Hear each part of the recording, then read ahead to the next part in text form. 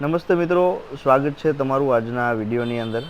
દીપાઈ કેજાવરને લઈને બહાર આવી રહ્યા છે અને હવે શું છે કે વરસાદ સાવ ગયો. હવે નવરાત્રી ઉપર આ થોડીક આગાહી છે અને એ આગાહીની અંદર આ કેવો વરસાદ રહે છે એ જોવાનું છે. શરીરે પણ મસ્ત અને થોડોક આમ ગંધારા એટલે દીપાઈ આજે એમને નવડાવી દેશે.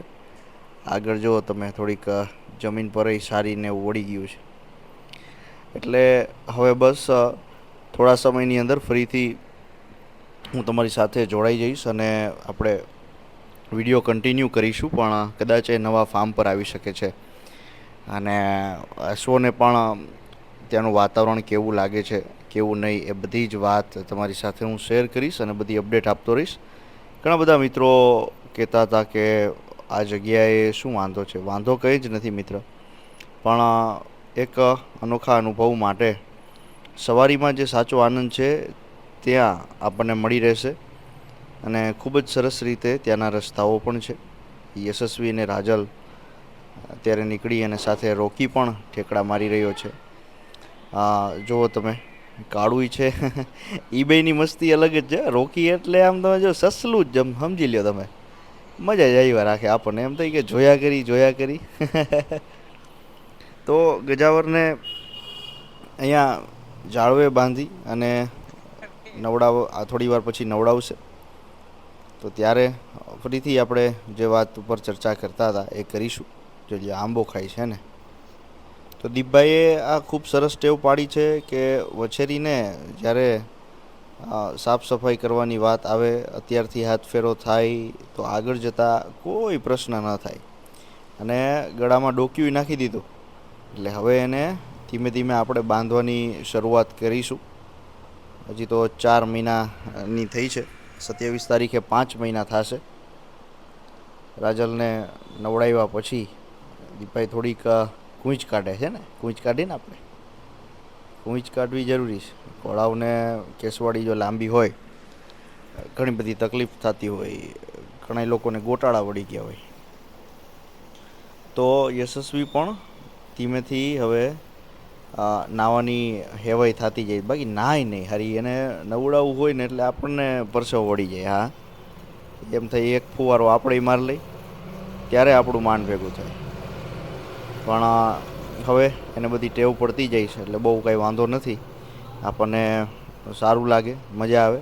કારણ કે અશ્વ જેટલા ચોખ્ખા રહીએ એટલા વધારે સારા. મજા એનેય મજા આવે આપણને. અશ્વ નહીં, કોઈ પણ પ્રાણી છે, પછી એ કૂતરું હોય, બિલાડી હોય ને પક્ષીઓ હોય, તો એને હોહરો ફુવારો દેવો પડે આપણે. એટલે એ બધી વાતો તમે અહીંયા જોઈ શકો છો. નવડાવવામાં સૌથી વધારે અશ્વને કાળજી રાખવી પડતી હોય, ભેંસોને વધારે કાળજી રાખવી પડતી હોય એવું થાય. તો ગજાવર સરસ રીતે સવારીમાં નથી હમણાં, એટલે એને સમજો ને તમે 2 મહિના જેવો આરામ સતત મળશે. ફરીથી એને લંજિંગની ટેવ પાડી અને વળી પાછો કન્ટિન્યુ આપણે આગળ વધારીશું.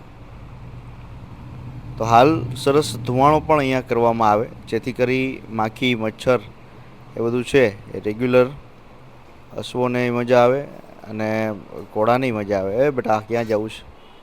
પાછા વળો. હા, જો એને હજી ભાગવું જ છે. હવે આ ખુલ્લા વિસ્તારમાં થોડાક સમય રમે ને એટલે શું છે કે ઓલું ઘાસ ચીંજવું બધું હોય, ડાયરેક્ટ ખાવા મળે, ત્યાં વહી જાય. ગજાવર તો પહેલેથી જ નાવાની અંદર એટલો હુંવાળો હતો, આપણને એમ થાય કે આવું ઓછું બને. હા, બાકી ઘોડા છે ને પાણીથી બહુ જાજા પડકે. ગજાવરને એમાં કંઈ ઉપાધિ નથી જ્યારે પહેલેથી. અને શાંતિથી તમે નવડાવી લ્યો. પહેલેથી બહુ જ ગમતું. પાણી ચાલુ થાય ને એટલે એ તરત બાજુમાં આવીને ઊભો રહે. હવે એની પાછળનું કદાચ કારણ એવું હોઈ શકે કે એનો જન્મ ઉનાળામાં થયો એટલે કદાચ અંદરની ગરમી વધારે હોય અને પાણી પસંદ હોય. તો આ બીજા દિવસનો વિડીયો છે. રાજલને અને યશસ્વીને દીપભાઈ આરોટા માટે થઈ અને બહાર લાવ્યા છે. રાજલની આ ટેવ છે એ વંશ પરંપરાગત આવી હોય એવું લાગે છે. જો રોકી હમણાં એને મજા આવશે ને તો રોકી આરોટો લઈ લે. બાકી યશસ્વી પાછળ ગયો છે કે યશસ્વી ક્યાં છે.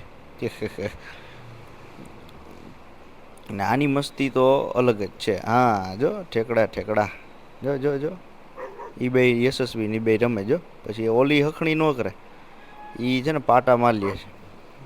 એનાથી બહુ બચીને રહેવું પડે, કારણ કે એની બાજુમાં જો કોઈ જાય, તમે ખંજોરતા હોય ને તો તમને ગમે ત્યારે પાટું ઉડાડી દે.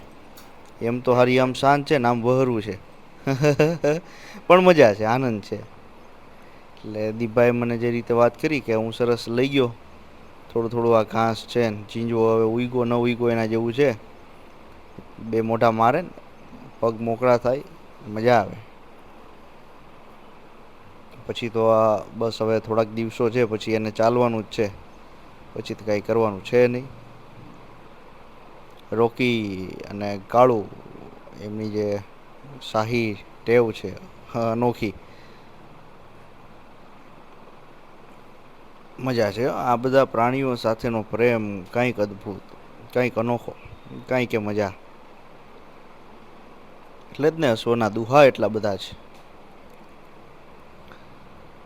ચંચળ અપચળ ચમકવો ધણ આહાર ધણ રોષ, જોઈ જોઈ રોષઈ કરે, ચમકે ખરો, ચપળય ખરો. ને યશવોની એ ગતિ બહુ આપણને વાલી લાગે. મળીએ નવા વિડીયોની અંદર. શું લાગે છે કોમેન્ટ કરીને જણાવો. ધન્યવાદ. ભારત માતા કી જય.